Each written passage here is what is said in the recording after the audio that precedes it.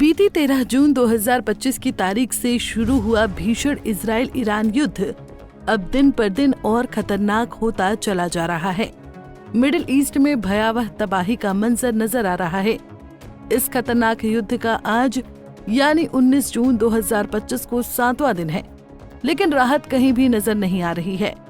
जानकारी के मुताबिक अब ईरानी मिसाइलों ने इजराइल में सोरोका अस्पताल के साथ साथ मध्य और दक्षिणी इजराइल में 4 जगहों पर बेहद खतरनाक हमला किया है।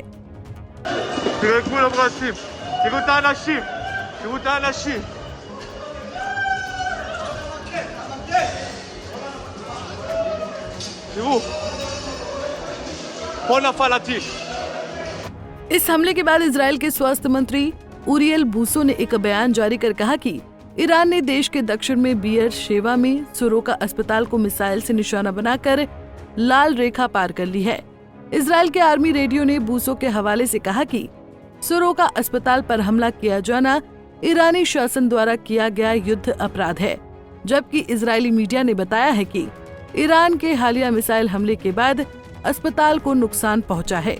ऐसा नहीं है कि ईरान ही इजराइल में तबाही मचा रहा है, बल्कि इजराइल भी ईरान में अपनी कोई कोर कसर नहीं छोड़ रहा है। अभी कुछ ही घंटे पहले इजरायली सेना ने ईरान के 40 मेगावाट अराक हैवी वाटर परमाणु रिएक्टर पर भयावह हमला किया है।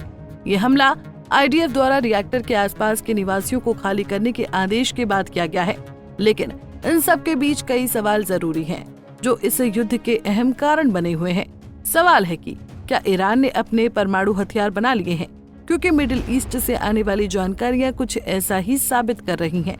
और अगर ईरान ने अपने परमाणु हथियार बना लिए हैं, तो उन्हें छुपाकर कहां रखा है?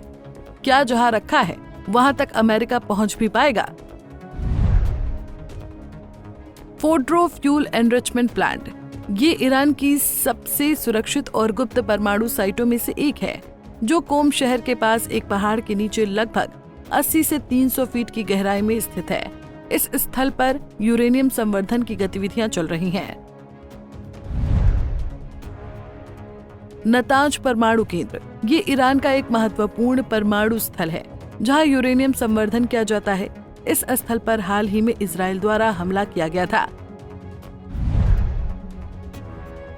इस्फहान परमाणु संयंत्र ये एक अन्य महत्वपूर्ण ईरानी परमाणु स्थल है, जहां यूरेनियम रूपांतरण और ईंधन प्लेट निर्माण की गतिविधियां होती हैं। इस स्थल पर भी इजराइल द्वारा हमला किया गया था। ये जीएफएक्स के जरिए हमने आपको ये बताया कि ईरान कहां-कहां अपना परमाणु कार्यक्रम चला रहा है।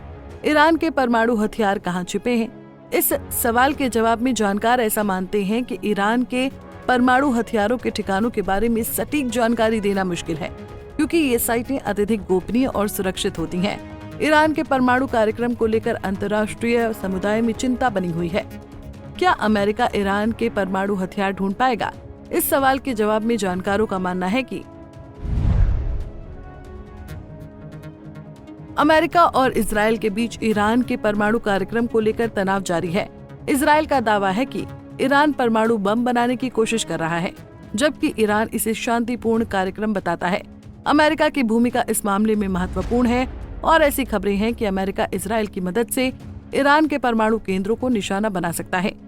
ईरान के परमाणु केंद्र जमीन के नीचे सुरंगों और बंकरों में बनाए गए हैं, जो सैटेलाइट और हवाई हमलों से बचाव के लिए डिजाइन किए गए हैं। फोर्डो परमाणु केंद्र ऐसा ही एक सुरक्षित केंद्र है, जो तेहरान के दक्षिण पश्चिम में कोम शहर के पास एक पहाड़ के अंदर बना है।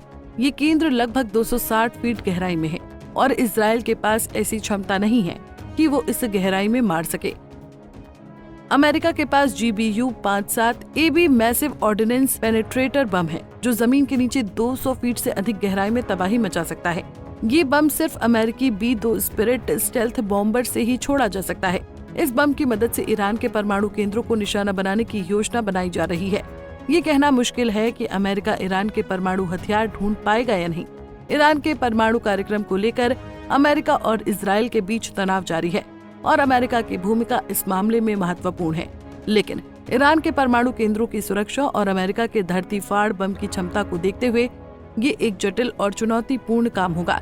ईरान पर इजराइल के हमलों में मरने वालों की संख्या 240 से अधिक हो गई है, जिसमें 70 महिलाएं और बच्चे शामिल हैं। इजराइल पर ईरानी हमलों में कम से कम 24 लोग मारे गए हैं। Bureau report, Punjab Kesari TV. हमसे जुड़े रहने के लिए हमारे YouTube चैनल को सब्सक्राइब करें और नई वीडियो की नोटिफिकेशन के लिए बेल आइकॉन को दबाएं।